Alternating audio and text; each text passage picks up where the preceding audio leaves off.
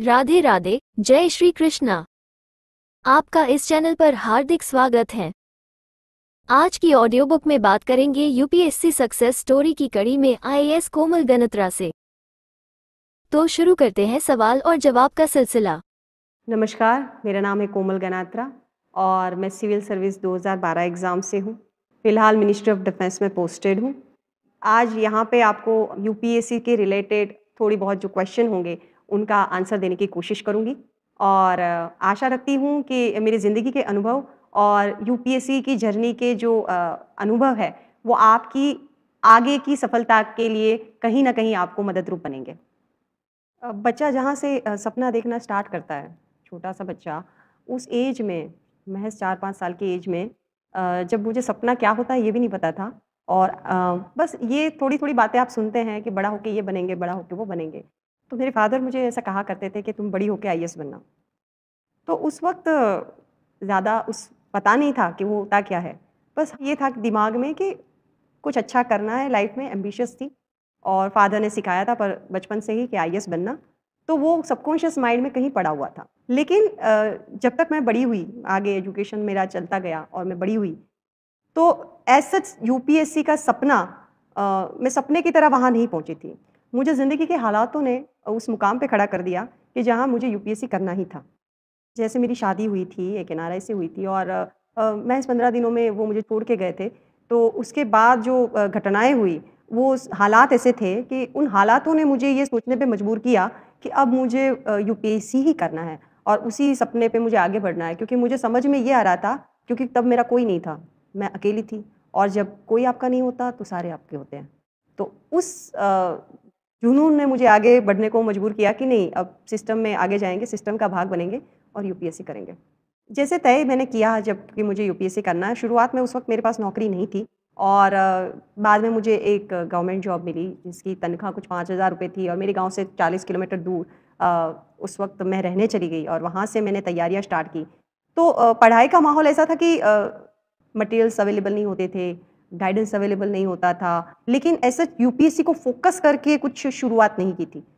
तो मैं ये कह सकती हूँ कि मैंने 26 साल की उम्र में एग्ज़ैक्टली वहाँ से उस चीज़ को सोचा, उसके बाद उस पे फ़ोकस करना स्टार्ट किया। तो काफ़ी चैलेंजेस थे, लेकिन वो चैलेंजेस ही आपके साथ आपके हमसफ़र बन जाते हैं और वहीं से काफ़िला शुरू होता है। जब ज़िंदगी में दिक्कतें होती है ना, तो डर खत्म हो जाता है और एक बार जब डर खत्म हो जाता है, वहीं से आपकी जीत की शुरुआत होती है। तो ज़िंदगी में दिक्कतें आना, मुश्किलें आना बहुत ज़रूरी है, क्योंकि वही आपका डर खत्म करेंगे। जब तक आप एकदम कम्फ़र्ट ज़ोन में रह रहे हैं, आप तो डरे हुए हैं, आपके अंदर डर है असफलता का।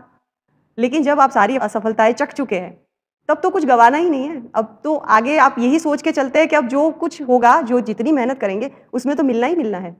तो वो चीज़ें काफ़ी साथी रही मेरी क्योंकि मेरे अंदर कोई असफलता का डर नहीं था। मुझे कुछ गँवाने का डर नहीं था।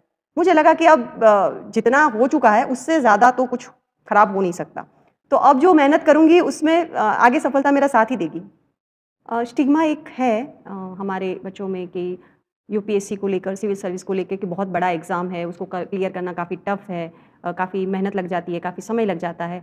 लेकिन मैं इसमें ये कहना चाहूँगी कि जब भी आप इसकी शुरुआत करें, तो आप उसमें जितना स्मार्ट वर्क करेंगे या उसमें जितनी सही तरीके से तैयारी करेंगे, उतना वो आपके लिए उतना ही ईज़ी बन जाएगा। क्योंकि कई लोगों को हमने ये भी देखा है कि हम पहले ही अटेम्प्ट में पूरा क्लियर कर लेते हैं। तो कुछ तो है इस एग्ज़ाम में कि जिस आप इसमें सफल तो हो ही सकते हैं, लोग दे ही रहे हैं और लोग बार-बार सफल भी हो रहे हैं।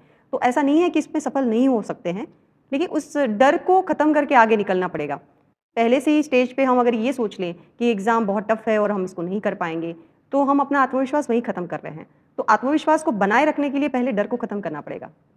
स्कूल में मेरा सबसे फ़ेवरेट सब्जेक्ट जैसे कहा जाए वो मैथ्स था और जैसे यूपीएससी में जब मैंने प्रीलिम्स क्लियर किया उस वक़्त सीसेट होता था, तो उसमें ज़्यादातर मैथ्स के, प्रोबेबिलिटी के, स्टैटिस्टिक्स के, लॉजिकल एनालिसिस के ऐसे क्वेश्चन्स आते थे और क्योंकि मेरा मैथ्स पहले से ही अच्छा था, तो मुझे उस टेस्ट को क्लियर करने में मुझे काफ़ी हेल्प हुई। प्लस स्कूलिंग के टाइम से बचपन से ही जब मैं 6th स्टैंडर्ड में थी, तो लगभग घर में जितनी भी मेरे फ़ादर ने एक छोटी-सी लाइब्रेरी बना रखी थी 100-150 किताबों की, वो सारी मैं पढ़ चुकी थी। तो मुझे पहले से ही छोटी उम्र से पढ़ने का बड़ा शौक था। मेरे सामने कोई भी किताब आ जाती थी, मैं पढ़ देती थी, चाहे वो किसी भी सब्जेक्ट की हो, कुछ भी हो। तो उस हिसाब से बचपन में जैसे घर में तो रामायण, वो शिव पुराण ये सब भी होता है, वो भी मैं सारा पढ़ चुकी थी। तो वो मेरे में अंदर से ही वो था कि किताबें पढ़ना, कहानियाँ पढ़ना ये सब पसंद था, साहित्य पसंद था। जैसे ही मैं 8-9 स्टैंडर्ड में आई तो मैंने स्कूल की लाइब्रेरी यूज़ करना स्टार्ट किया था और मैं गुजराती नॉवेल्स की बड़ी फ़ैन थी। तो गुजराती नॉवेल्स मैं बड़ी पढ़ती रहती थी, बड़ी-बड़ी किताबें घर पे लाके पढ़ती थी पूरा। तो वो चीज़ें जैसे पढ़ने का शौक था, प्लस मैंने डिस्टेंस एजुकेशन से सारे ग्रेजुएशंस किए। मैं कभी फॉर्मल तरीके से कॉलेज में गई नहीं हूँ आज तक। तो मैंने जो भी ग्रेजुएशंस किए वो डिस्टेंस लर्निंग से किए। तो वहाँ पे भी जैसे डिस्टेंस लर्निंग से जब आप ग्रेजुएशंस करते हैं तो उसमें असाइनमेंट आप सबमिट करते हैं, उसके पेपर्स लिखते हैं, प्लस मैंने प्राइमरी टीचिंग एजुकेशन का कोर्स किया है। उसमें भी जिस तरह से लंबे-लंबे क्वेश्चन आंसर्स होते थे, जिसको हम लिखते रहते थे घंटों तक। तो वो सारी चीज़ें जो थी कि जैसे मेरी राइटिंग स्किल भी पहले से शुरुआत से इम्प्रूव हो रखी थी। मुझे रीडिंग का पहले से शौक था, साहित्य का शौक था, जो आगे जाके गुजराती लिटरेचर मेरा ऑप्शनल सब्जेक्ट बना। तो और मैथ्स में मेरी अच्छी स्किल थी, तो उसने भी मुझे जैसे प्रीलिम्स में हेल्प किया। तो ये सारी चीज़ें जैसे धीरे-धीरे होता है और कॉन्फिडेंस था ही जिसने मुझे इंटरव्यू में हेल्प किया। तो वो सारी चीज़ें जो होता है ना पूरा निचोड़ पूरी ज़िंदगी का, जैसे आप धीरे बचपन से आपका अपब्रिंगिंग कैसा है और आप कैसे-कैसे उसको आगे लेते जा रहे हो, वो सारी चीज़ों का एक ही एग्ज़ाम से ना उसको टेस्ट किया जाता है, उसे ही यूपीएससी सिविल सर्विस कहते हैं। जैसे मैं अपना पर्सनल ओपिनियन बताऊँ तो मुझे कभी कोई सब्जेक्ट जो है चैलेंजिंग नहीं लगता। अ, हो सकता है डिफ़िकल्ट होता है शुरुआत में जब मैं उसको पढ़ने की कोशिश करती हूँ, सीखने की कोशिश करती हूँ और क्योंकि मैं बचपन से सेल्फ लर्निंग करती आई हूँ, तो जब भी कोई सब्जेक्ट मुझे डिफ़िकल्ट लगता है, तो मैं उसको छोड़ नहीं देती। जैसे आप निकाल देते हो कि भई इसको नहीं पढ़ेंगे, बाद में पढ़ेंगे, मैं वो नहीं करती। मैं सबसे पहले उसी को लेती हूँ और उसको ही उसी चैलेंज को ओवरकम करने की मैं कोशिश करती हूँ।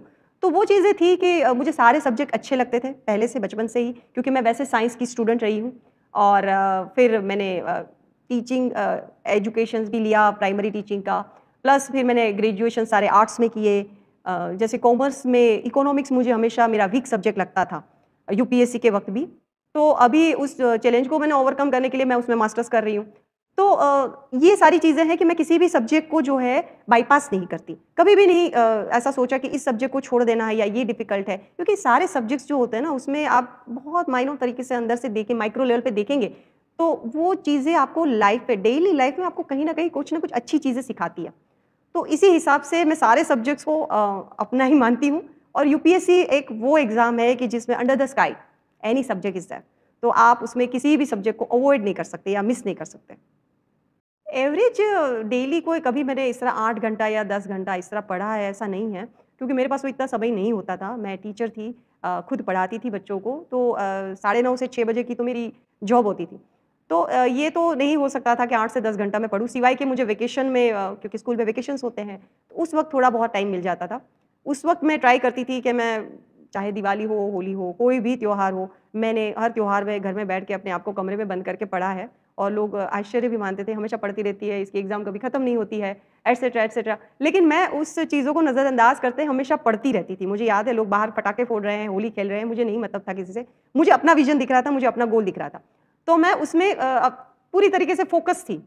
लेकिन बाकी जो मेन चीज़ होती है, वो है कंसिस्टेंसी। आप कितना घंटा पढ़ते हैं, वो इम्पोर्टेंट नहीं है, लेकिन आप डेली करते हैं वो चीज़, वो इम्पोर्टेंट है। छोटी-छोटी हैबिट्स जो होती है ना, वो सफलता की आगे जाके सफलता की निशानियाँ होती है।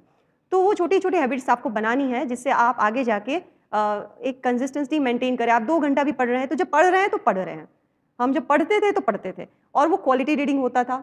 जैसे एक किताब मेरे पास आई, हो सकता है मैं उसको 2 घंटे में ख़त्म करूँ, 3 घंटे में ख़त्म करूँ, लेकिन जब मैं उसमें हूँ, तो मैं बिल्कुल उसमें हूँ। वो एक मेरी पर्सनैलिटी का भाग भी है कि मैं एक फ़ोकस पर्सन हूँ। जब भी जिस चीज़ पे काम करती हूँ, तो मैं उसमें टोटलिटी से होती हूँ। अगर मैं आज की तारीख में भी अपने बच्चे के साथ हूँ, तो मैं ऑफ़िस भूल जाऊँगी और अगर मैं अपने ऑफ़िस पे हूँ, तो अपने घर को मैं याद नहीं करूँगी, मैं सिर्फ़ ऑफ़िस पे कॉन्संट्रेट करूँगी।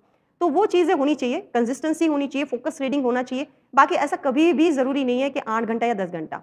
सबका दिमाग अपने-अपने तरीके से अलग-अलग तरीके से काम करता है। आप अपना कन्वीनियंस देखिए कि आप कितना पढ़ने पे आप उस चीज़ को आत्मसात कर लेते हैं। बेसिक ये है कि आपको उसका सार समझ लेना है और उसको आप पूरी तरीके से डिस्क्रिप्टिव तरीके से यूपीएससी को बता देने चाहिए। पहला जब प्रीलिम्स का अटेम्प्ट मैंने दिया था, तो वो उस वक़्त मैंने 2008 में दिया था। उस वक्त मैं बहुत ज़्यादा सीरियस नहीं थी, पता नहीं था कुछ ज़्यादा उसका सिलेबस ये वो, बस यूपीएससी का फॉर्म भरा हमने और हम चले गए और हमने दे दिया एग्ज़ाम। तो उस वक्त तो क्लियर नहीं होगा वो पता ही था। उस वक्त एक्चुअली मेरे साथ ये घटनाएं हुई कि हर साल जो है एग्ज़ाम पैटर्न चेंज होता रहता था उस वक्त, उस दौर में। तो उस वक्त ऐसा अटेम्प्ट होता था कि आपको ऑप्शनल सब्जेक्ट होता था हिस्ट्री।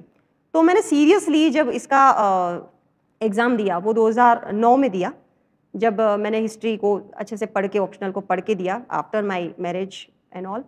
तो उस वक्त मेरा नहीं हुआ, मैं कुछ मार्क्स से रह गई, पहला प्रीलिम्स का अटेम्प्ट फेल हुआ। मैं निराश नहीं हुई, मैंने दूसरा अटेम्प्ट दिया 2010 में। उस वक्त मैंने काफ़ी तैयारी करी, बहुत अच्छे से तैयारी करी, लेकिन उस वक्त भी मैं प्रीलिम्स क्लियर नहीं कर पाई। मैं काफ़ी निराश हुई थी, लेकिन फिर भी आगे मुझे बढ़ना था। फिर मैंने 2011 में जो है वो ब्रेक लिया। मुझे लगा कि नहीं, आगे जाने के लिए थोड़ा पीछे हटना है। तो उस हिसाब से मैंने 2011 में ब्रेक लिया और 2012 में मैंने फिर से एग्ज़ाम दिया प्रीलिम्स, सीसेट उसमें आ चुका था। अब हिस्ट्री ऑप्शनल नहीं था, तो जहाँ पे मेरी वीकनेस थी वो निकल गई थी और सीसेट में मेरी अच्छी स्किल थी, तो उसने भी मुझे काफ़ी हेल्प की और उस वक्त मेरा प्रीलिम्स हो गया। और जब प्रीलिम्स हो गया तो मेरी राइटिंग स्किल अच्छी थी।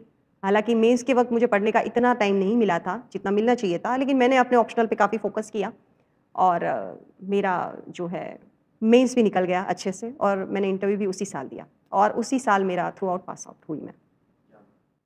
जैसे मेरा यूपीएससी का जब इंटरव्यू था, मंडे को मेरा इंटरव्यू था 22 अप्रैल को, 22 अप्रैल 2013 को, और मैं सैटरडे अपने स्कूल में थी। मैं अपना स्कूल जो कि बहुत दूर था, 1500 किलोमीटर दूर, वहाँ पे मैंने अपना स्कूल का काम ख़त्म किया और मैं संडे को पहुँची थी दिल्ली और मंडे को मेरा इंटरव्यू था।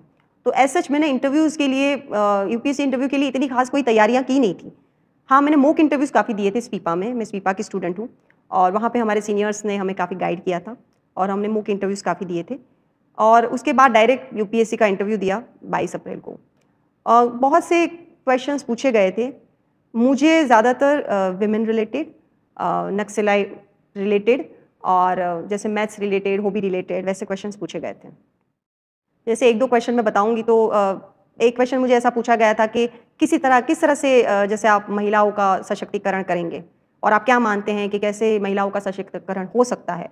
तो उसमें मैंने ये जवाब दिया था कि क्योंकि हमारा ज़्यादातर भारत जो है वो ग्रामीण इलाकों में रहता है और हमारी महिलाएं भी ग्रामीण इलाकों में है, तो हमें जो सशक्तिकरण करना है वो उन ग्रामीण महिलाओं का करना है।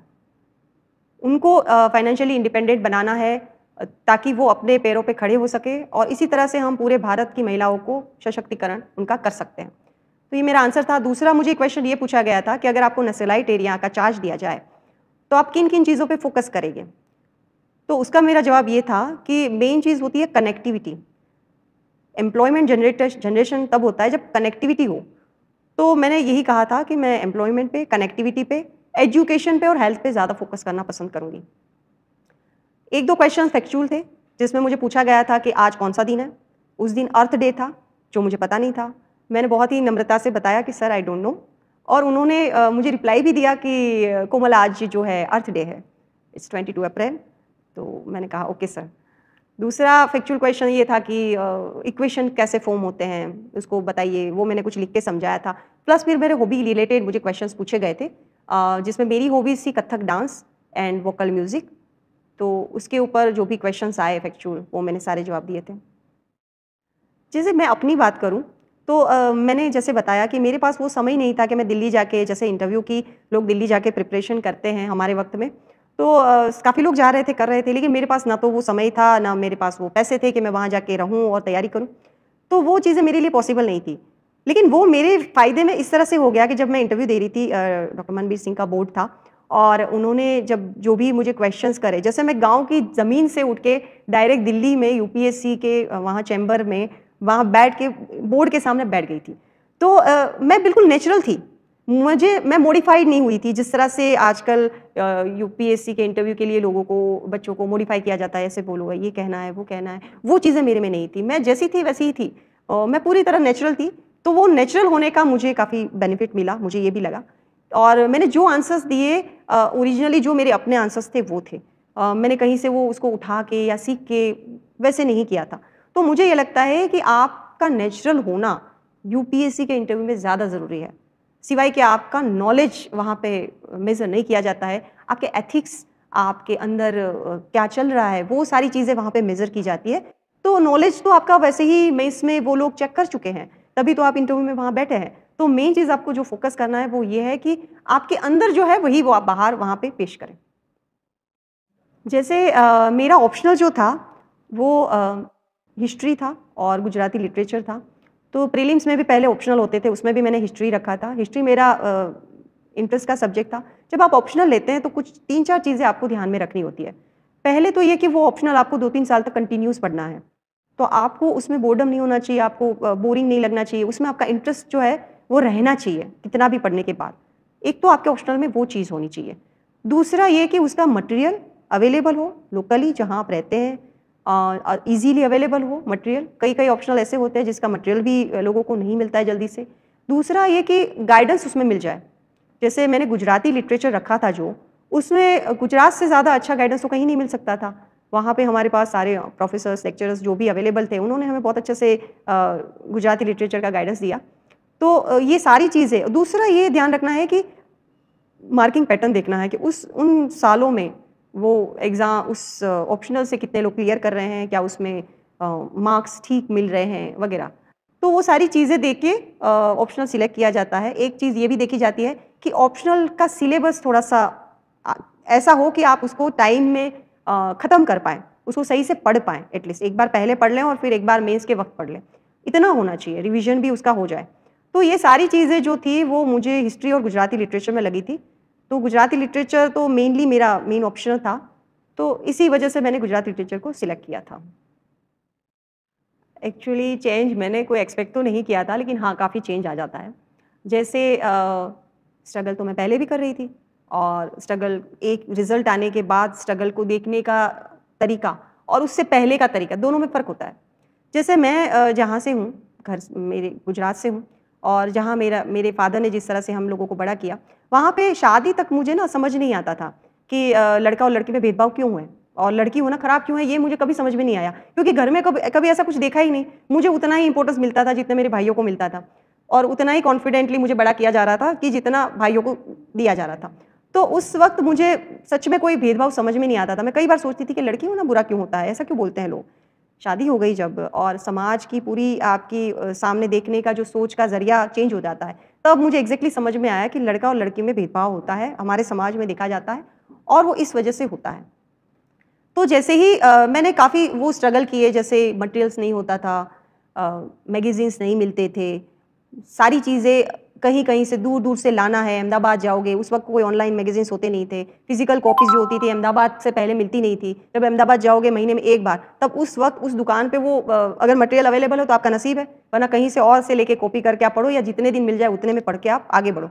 इंग्लिश न्यूज़पेपर होते नहीं थे, इंटरनेट था नहीं, लैपटॉप था नहीं, स्मार्टफ़ोन था नहीं, कुछ भी फैसिलिटीज़ के बिना जिस तरह से आगे बढ़ना था, तो वो काफ़ी स्ट्रगल था। प्लस इतना ट्रैवलिंग किया है कि एग्ज़ाम मेंस देने जाओ, मुंबई तक गई थी मैं मेंस देने और वापसी आना है, बीच में 4 दिन काम करो, फिर सैटरडे संडे आप एग्ज़ाम देने जा रहे हो। तो वो जो स्ट्रगल था और विमेन कोच में बैठ के जा रहे हो, कोई रिज़र्वेशंस नहीं होते थे। अ, तो वो जो समय था, वो जो स्ट्रगल था, उस वक़्त मुझे ये नहीं पता था कि मैं भविष्य के लिए कोई एक एग्ज़ाम्पल सेट कर रही हूँ। वो एग्ज़ाम्पल सेट हुआ है, उसका पता तब मुझे चला जब यूपीएससी का रिज़ल्ट आते ही दूसरे दिन इतना मीडिया अटेंशन मिलने लगा। लोग फ़ोन करके बोल रहे हैं कि आज टाइम्स ऑफ इंडिया में तुम्हारा फ्रंट पेज पे फ़ोटो है, ये। तो वो बिलीव नहीं हो रहा था कि ये क्या है? मैं खुद घबरा गई कि ये क्या हो रहा है मेरी लाइफ़ में? मेरी लाइफ़ बहुत प्राइवेट लाइफ़ थी एंड एकदम से लोगों की नज़रों में आना थोड़ा डर लगता है। तो आप नहीं मानेंगे कि 24 घंटे तक फ़ोन चालू रहे, कंटिन्यूअस लोगों के फ़ोन आते रहे, जो लोग सामने भी नहीं देखते थे, वो लोग एकदम से आपको अप्रिशिएट कर रहे हैं। तो वो सारी चीज़ें देखने को मुझे मिली यूपीएससी के रिज़ल्ट के बाद। और मेन चीज़ ये थी कि हाँ, ऐसा भी होता था कि मीडिया के इतने कॉल आते थे, जैसे इंग्लिश न्यूज़पेपर में आए, फिर गुजराती न्यूज़पेपर स्टार्ट हुए, फिर लोग घर पे आते हैं, फ़ोटो खींचना चाहते हैं, बात करना चाहते हैं। मुझे समझ में नहीं आ रहा, तो मैं तो वही हूँ, मेरे में तो कोई चेंज नहीं है, मैं एकदम से कैसे मुझे दूसरी तरीके से दिखा जा रहा है। तो वो चीज़ें थी, लोग फ़ोन करते थे कि आपके घर आना है, आप फ़ोन एड्रेस बताइए एंड आप नहीं मानेंगे, मैं इतनी डर गई थी, मैं फ़ोन स्विच ऑफ करके रख देती थी। लेकिन फिर भी लोग आ जाते थे घर पे और काफ़ी प्यार मिला, काफ़ी मुझे अच्छा अप्रिशिएशन मिला और आज मुझे समझ में आ रहा है कि उस वक़्त जो मैं कर रही थी, मेरे पास तो उसके अलावा कोई चारा नहीं था। मेरे पास तो वही एक ऑप्शन था कि मुझे ये करना ही है, ये मेहनत करनी है और मैं काफ़ी हार्ड वर्किंग पर्सन हूँ। लेकिन आज मुझे समझ में आ रहा है, आज से 10 साल बाद, मतलब 10 साल हो चुके हैं उस घटना को, 10 साल बाद भी आज भी उस चीज़ की इतनी अहमियत है और आज मुझे ये समझ में आ रहा है कि वो कितना बड़ा एग्ज़ाम्पल एक सेट हुआ था इंडियन वुमेन के लिए। तो मुझे वो सारी मेहनत अपनी जो है वो सफल लग रही है आज के दिन में और यही फ़र्क मुझे पता चला रिज़ल्ट से पहले और रिज़ल्ट के बाद में। जैसे मेरे पास टिप्स तो कुछ नहीं है, लेकिन मैं ये कहना चाहूँगी, आपको यही एडवाइस देना चाहूँगी कि 3 चीज़ें, जैसे मैं बताती हूँ कि 3 चीज़ें बहुत ज़रूरी होती है। एक तो आपको हार्ड वर्क करना होता है और पेशेंस रखना होता है और डिटर्मिनेशंस के साथ आगे बढ़ना होता है। तो सबसे पहले आप एक तो अपना गोल बनाएँगे कि हाँ, ये काम करना है। ये ज़रूरी नहीं कि ये यूपीएससी के लिए ही हो, आप कहीं भी ज़िंदगी में जिस भी फ़ील्ड में हो, वहाँ पे आपका एक डिटर्मिनेशन होना चाहिए कि आप दृढ़ निश्चयी होने चाहिए कि ये काम करना ही है और ऐसे करना है। दूसरा ये कि आप उस दौरान, हमेशा शुरुआत में ही सफलता नहीं मिल जाती, सफलता मिलने में काफ़ी टाइम लगता है और एक सफलता के पीछे कई असफलताएँ होती है और कई असफलताएँ मिल के ऐड ऑन होके ही वो सफलता बनती है। तो उस दौर में आपको बड़ा पेशेंस रखना पड़ता है। कई बार आपको फ़ोकस से हटाने की भी कोशिश की जाती है, कई लोग डिमोटिवेट भी करते हैं, लेकिन उस वक़्त आपके अंदर का कॉन्फिडेंस आपको ये कहते रहना चाहिए कि नहीं, ये पेशेंस रखनी है। मेरे साथ भी कभी कई बार ऐसा होता है कि जैसे मैं कुछ एक एथिक्स को पकड़ा है, एक प्रिंसिपल को पकड़ा है, उसके साथ चली हुई हूँ और वो काम कर रही हूँ, तो वहाँ पे भी कभी सफलता तुरंत ना मिले, तो उसपे आपको हार नहीं मानती हैं। उस चीज़ को धीरे-धीरे करते-करते आप आगे बढ़ेंगे, तो डेफ़िनेटली सफलता तो मिलेगी। आपने कभी देखा है कछुए को हारते हुए? नहीं हारता वो। तो धीरे-धीरे चलता है तो कछुआ भी जगह पे पहुँच ही जाता है, अपनी मंज़िल पे पहुँच ही जाता है। दूसरा ये कि हार्ड वर्क तो आपको करना पड़ेगा। हार्ड वर्क का कोई भी दूसरा ऑप्शन नहीं होता। कई लोग ये सोचते हैं कि शॉर्ट वे से या कम काम करके, कम मेहनत करके आगे बढ़ सकते हैं, तो ये कभी ये रास्ते नहीं होते। ज़िंदगी में जितना आप हार्ड वर्क करेंगे, उतना ही आप आगे पहुँचेंगे। आप किसी भी एक फ़ील्ड में करना स्टार्ट कर दीजिए। धीरे-धीरे रोज़ उसी फ़ील्ड में करते रहिए। तो आप उस फ़ील्ड में एक दिन इतना आपका मुहावरा आ जाएगा कि आपको फिर उस फ़ील्ड में हराने वाले लोग ही नहीं मिलेंगे। तो ये 3 चीज़ें आप फ़ोकस कीजिए। दूसरा ये कि जो काम कीजिए उसको टोटलिटी से कीजिए। उसी पे फ़ोकस बनाइए। आपका जब भी आप रीड कर रहे हैं तो रीड कीजिए। अगर आप एन्जॉय कर रहे हैं तो आप वहाँ पे आप आराम से अपने परिवार के साथ रहिए। लेकिन जब आप पढ़ाई कर रहे हैं या आप जब कोई काम कर रहे हैं, तो उसमें जितना शिद्दत से आप उसको काम को करेंगे, जितना फ़ोकस होके करेंगे, उतनी ही सफलता आपको मिलेगी। सब कुछ जितना आपका कॉन्सन्ट्रेशन ज़्यादा होता है लाइफ़ में, उतने ही आप सफल हो जाते हैं। ऑडियो बुक को आखिर तक सुनने के लिए बहुत बहुत धन्यवाद। अपना बहुमूल्य फीडबैक कमेंट बॉक्स में जरूर शेयर करें। जय श्री कृष्णा।